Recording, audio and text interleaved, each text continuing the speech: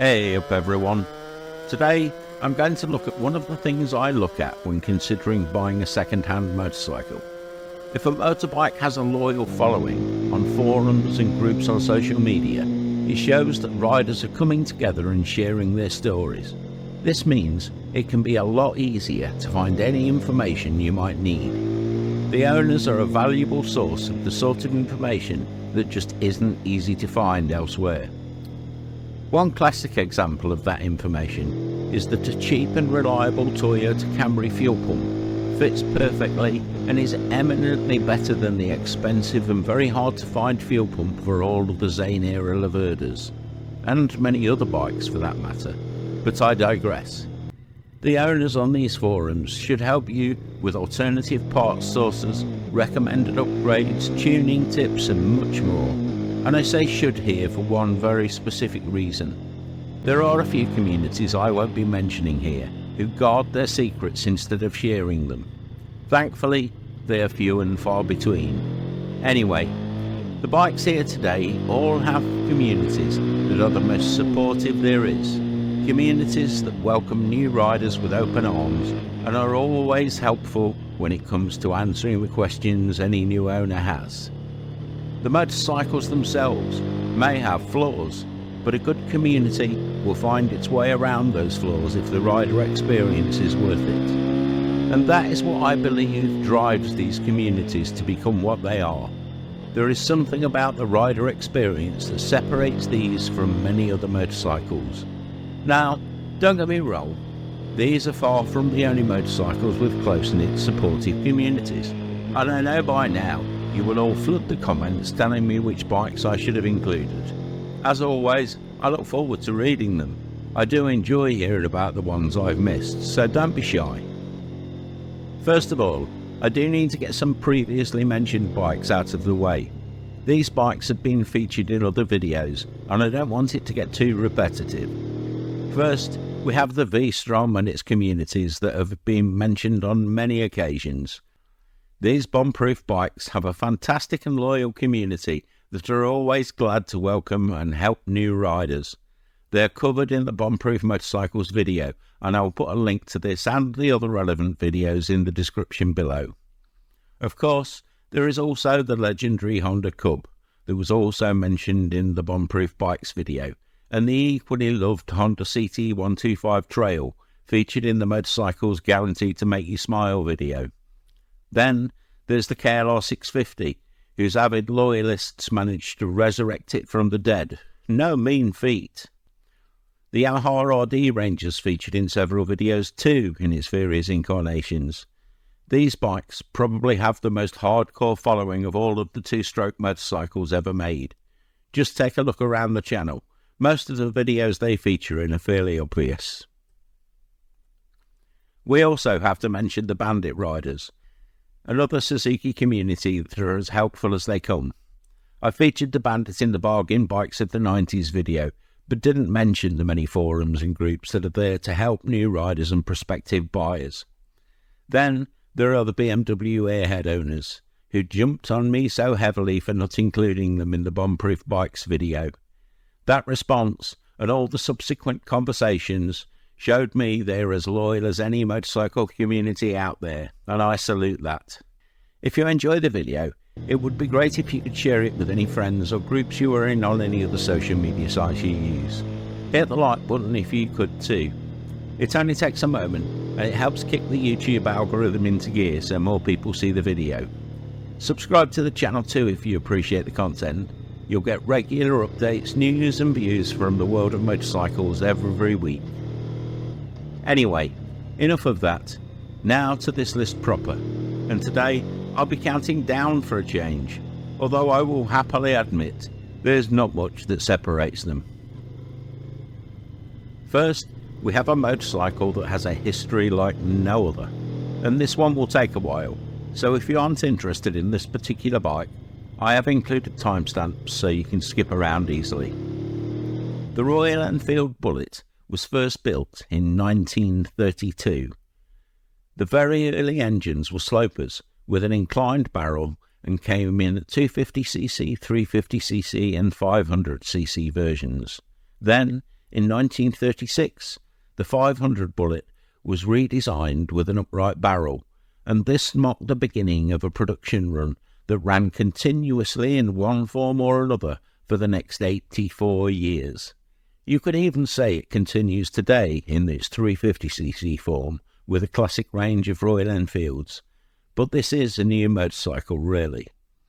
There are newer models that now form the vanguard of Royal Enfield's sales and marketing efforts. Regardless, it is without a doubt the longest continuous production run of any motorcycle by such a long way that no other motorcycle comes close. You might see elsewhere the first production date as 1948. That was actually the start of the post-war production of the 350cc Bullet, which was a development of the 500cc model first made between the wars in 1936. In 1939, hydraulic front forks were introduced and tested well during the war, when many new developments were introduced to improve the design.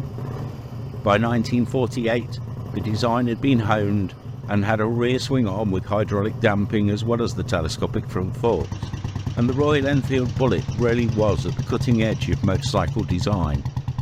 During the war, the Bullet proved to be a great workhorse, and it was the only motorcycle the Army could rely on in the hottest conditions. In India, the devastation of partition had created a need for fast, reliable transport that could be used for communication and reconnaissance, and the Royal Enfield Bullets used by the Army were commandeered.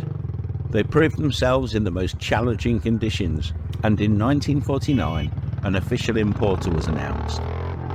With continued success and massive orders of the bike from the Indian military, in 1955 the Enfield India Company was born. Work began on a factory near the modern city of Chennai, which was then known as Madras. You could say the rest is history, but it is a complicated history.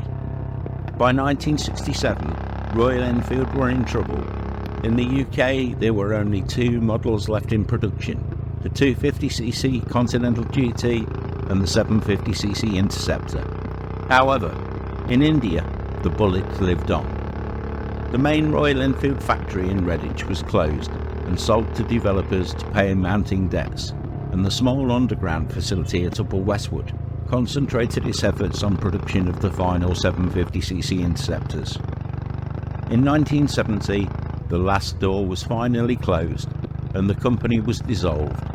That left Enfield India as the sole producers of what was still considered a reliable and somewhat iconic motorcycle. With the beginning of interest in retro motorcycles in 1977, the Indian-made Royal Enfields began to be imported back into the UK. Sales steadily increased, and in 1989 a new 500cc model was introduced. However, the company in some ways became a victim of its own success.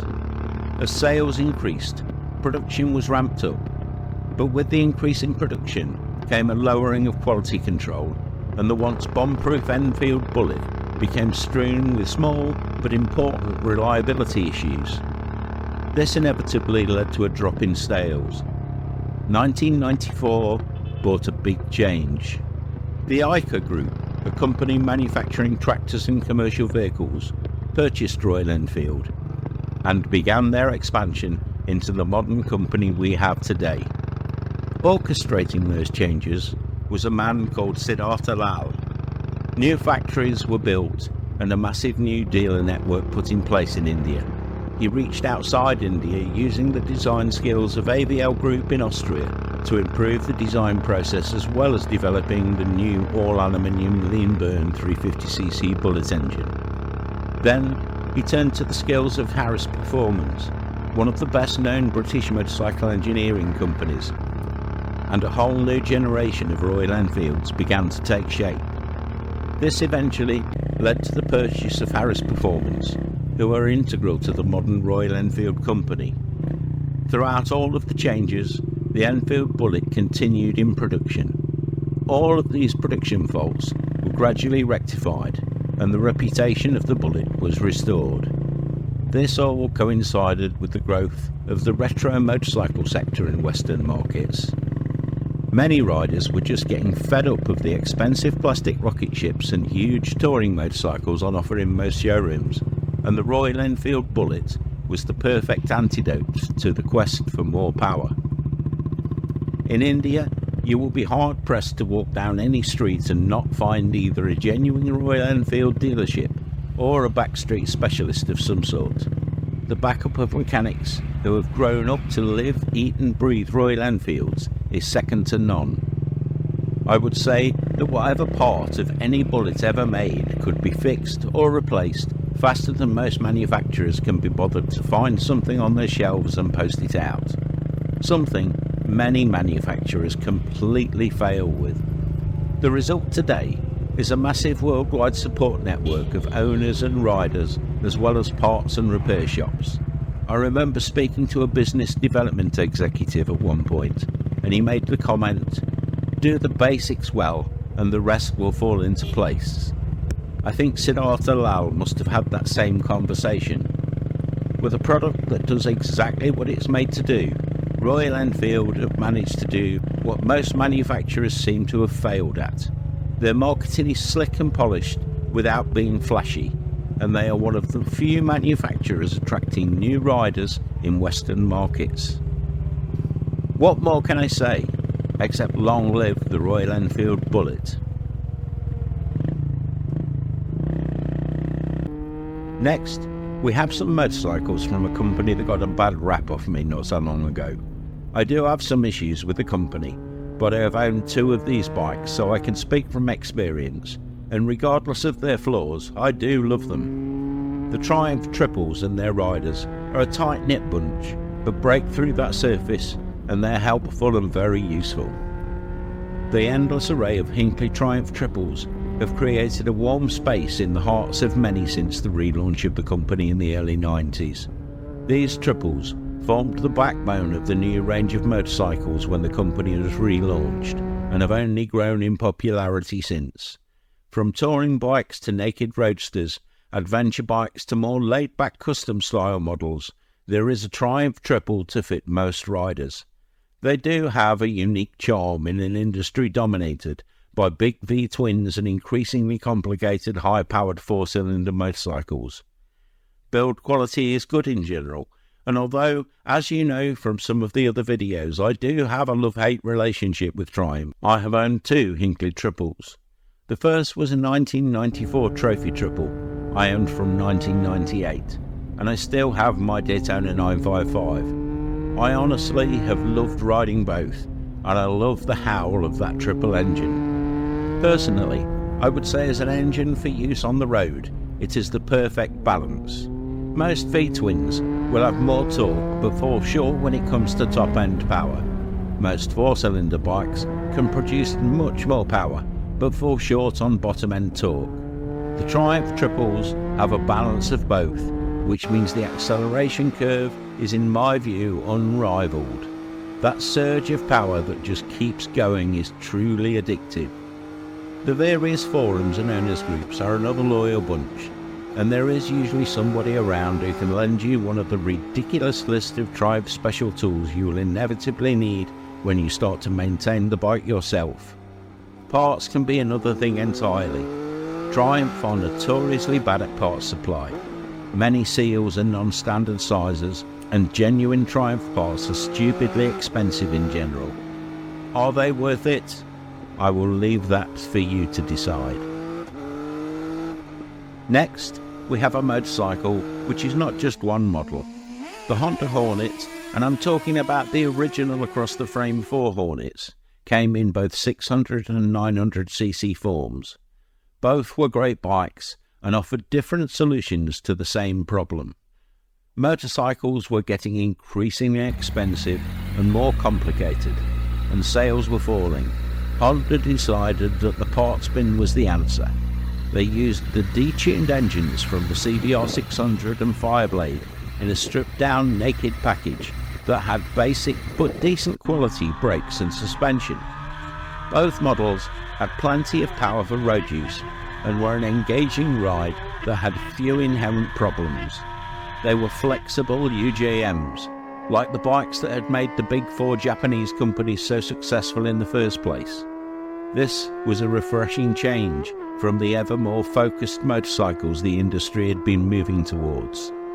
Both were equally at home as a commuter in the city or flying along back roads at the weekend, and both could happily be used for longer journeys without ending up with permanent spinal injuries from a ridiculous riding position or a black hole in your wallet from expensive running costs. Using the detuned engines from the proven sports bikes meant reliability was as good as anything Honda ever made, and both bikes were a joy to ride. You just had to wring the neck of the 600 more to get it singing. The 900 was better for longer journeys or if you were carrying a passenger, and the 600 was better if you were doing more short-stop city miles. However, both were great for twisty back roads and any other tarmac rides. They might not have the status of some more expensive motorcycles, but the Hornet riders forums and communities are a no-bull bunch of riders who will happily help and advise anyone who decides to join their ranks. With masses of aftermarket upgrades and good tunability, if that is even a word, customizing these motorcycles to suit your own riding is easier than with most modern motorcycles. They might not have the high-tech performance of a Panigale, but let's be honest, neither do most of us. Both Hornets pack more than enough punch for the average rider, and their simple turn-it-on-and-ride approach is a surefire way to make every journey the source of many smiles. Next, we have a group of owners and riders within another group. I have mentioned the MZ rider groups previously, and all are fantastic, but the MZ Skorpion riders are a memorable, helpful and supportive bunch of people worldwide who will always take the time to help and advise new or prospective owners. They are fully aware of and have found ways around this motorcycle's few flaws and will help you do the same so you can enjoy these fantastic motorcycles to the maximum. The MZ Skorpion in several forms was one of the last motorcycles built by the once great MZ brand before the sale of the company to the Malaysian Hong Leong Group. It was the antidote, or possibly a complete antithesis, to the ever more powerful Japanese fours of its day. There was a definite less is more philosophy in the way this motorcycle was designed. Simple and lightweight rather than searching for endless more horsepower, this was a refreshing change, and it sort of lived on after the takeover in two new forms, the Mastiff and the Bagheera, but these were aimed at a new market. The MZ Skorpion was just a fantastic all-rounder, powered by the 660 Minarelli Yamaha engine used in many bikes from the XTZ 660 Tenere to the Aprilia Pegaso. This was a dependable, economical and strong engine that was a great starting point. The chassis is one of the bike's glorious successors, a sort of compound chassis built from tubular perimeter rails and a cast central section to mount the swinging arm. Suspension was top draw, fully adjustable white power forks at the front and a four-way adjustable white power gas shock on the rear. Its compact size and sharp geometry made it a perfect bike for most riding conditions, but in the twisties it was often in a league of its own. Brakes were strong and originally, I believe, made by Grimaker. The strong 50 horsepower engine could pull up to and beyond any legal speed limits and was powerful enough to pull two people and luggage around Europe. There are some pictures here from Andy Trouble, a guy I passed going the other way in Europe. The bike had toured in England, Ireland, Scotland, Wales, Denmark, Sweden, Poland, Holland, France, Austria, Switzerland, Slovenia, Croatia, Bosnia, Italy, Sardinia, Corsica, Portugal and Spain, to name just a few of the countries. In his words, I try to avoid motorways and take the roads over the mountains or along the coast, because they're bendy. His ride is a Skorpion Sport, modified to take the panniers off a traveller. I can't imagine what his odometer reads now.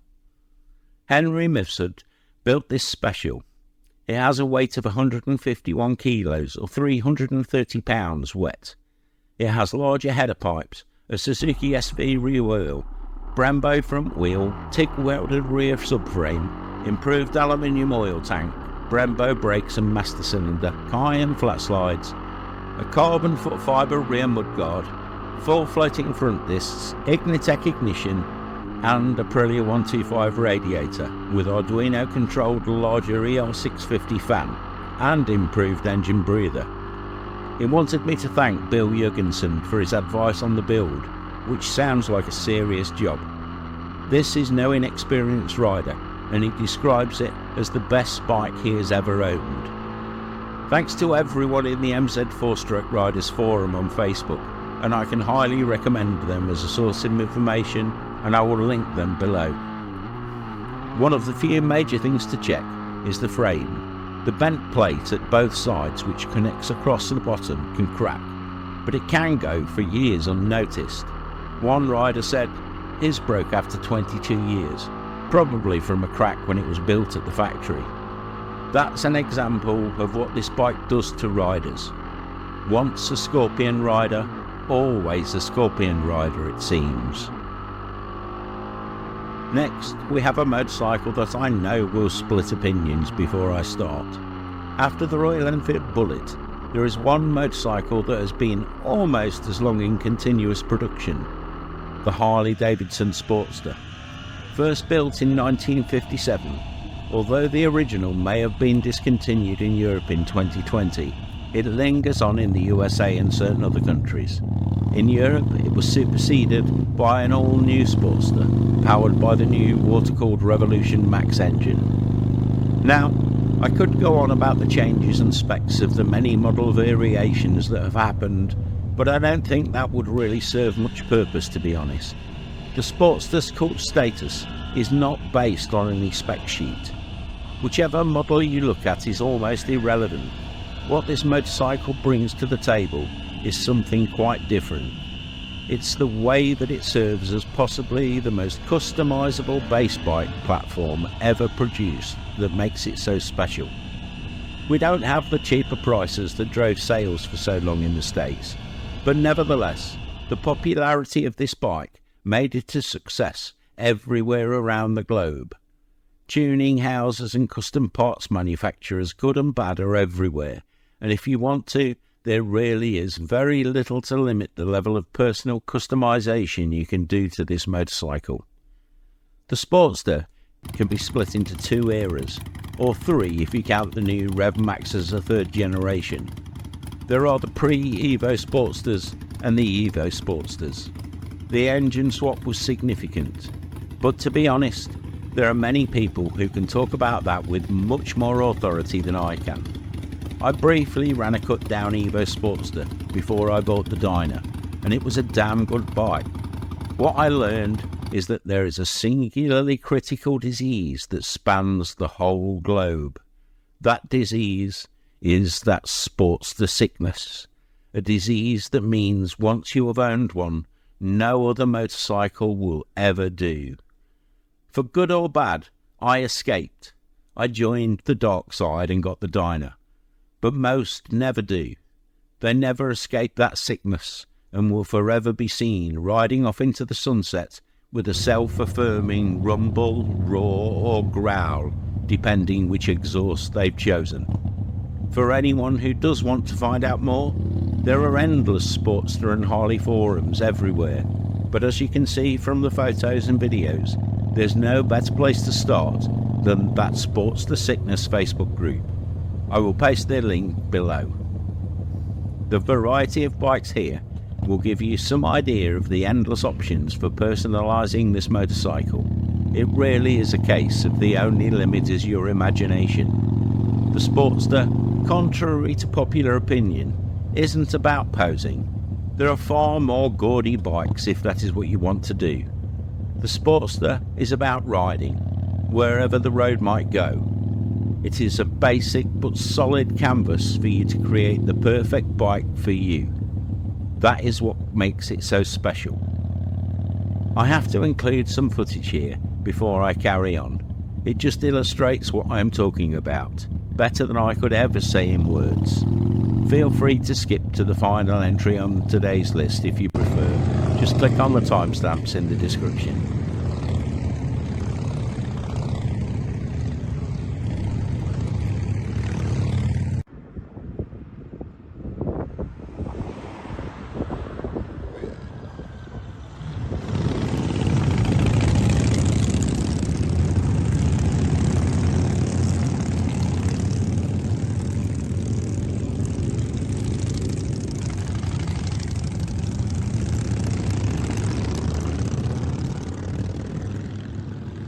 There are some notable omissions from this list that I will mention at the very end, but we're reaching that final entry on today's list now. That doesn't mean that there are no other bikes that have achieved cult status. There are many, some covered in past videos and some that will inevitably come up in the future. I do look forward to hearing about the motorcycles you would have included here, because we do all have different experiences. This eclectic list comes from my experiences and the motorcycles I have had the pleasure of riding. Anyway, to finish the list for today, we have not one but a whole family of iconic motorcycles with the most loyal, helpful, knowledgeable and determined of any group of riders I have ever known. The Cagiva family of owners and riders are as exceptional as the motorcycles they ride. Don't expect the ordinary, as that is something rare in the Cagiva community. But with motorcycles like the Elephant, Mito, Grand Canyon, Raptor and others, would you really expect their owners to be ordinary? Cagiva built exceptional motorcycles, and I guess any flame that burns that brightly will never last forever. But the legacy of the Castiglione family is undeniable. The European motorcycle industry would never be what it is today without them. Ducati would have gone bust, as would Husqvarna. MV Agusta would never have been resurrected, and Aprilia's fate may have been very different.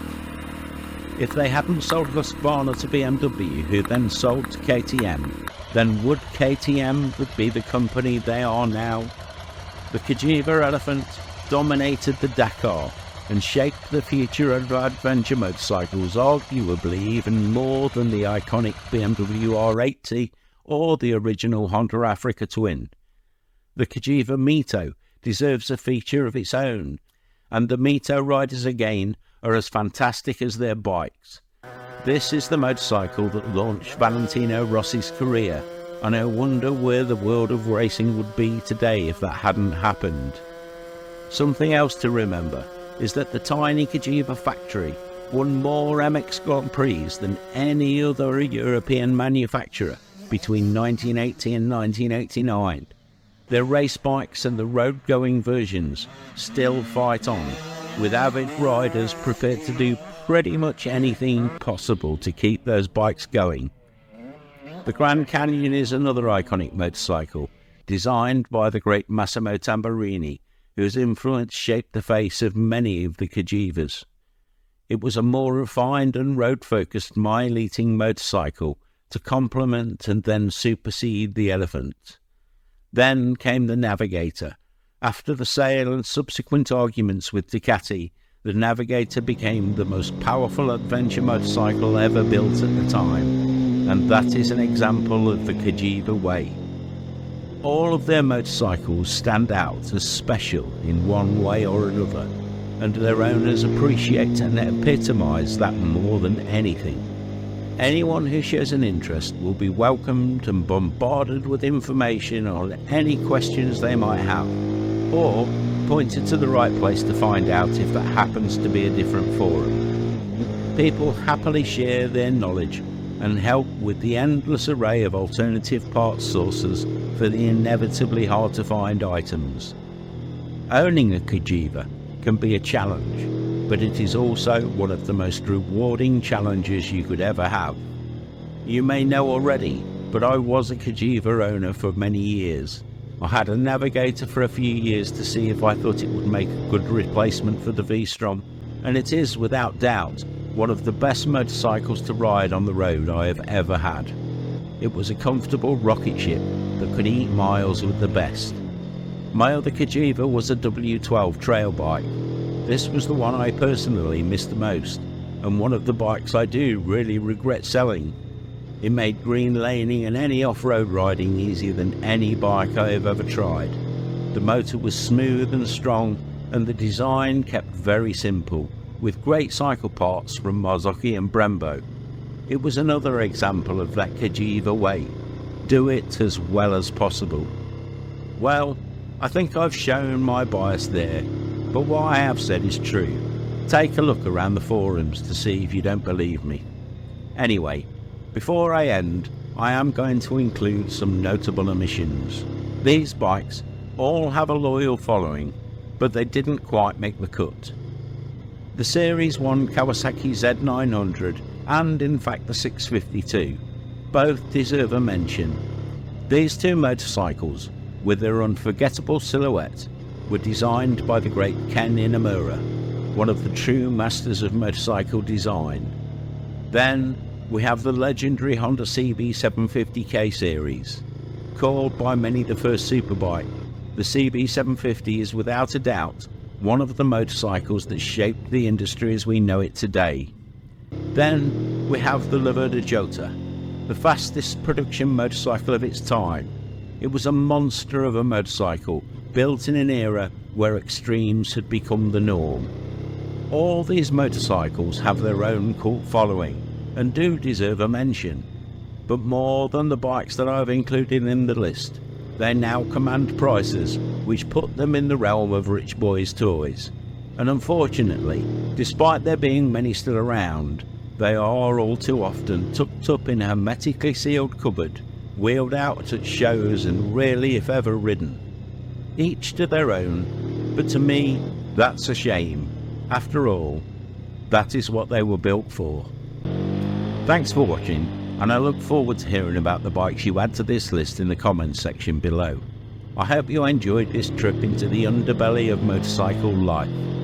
Don't forget to share this video with anyone you think would be interested too if you could. Hit the like button and subscribe to the channel if you've enjoyed it.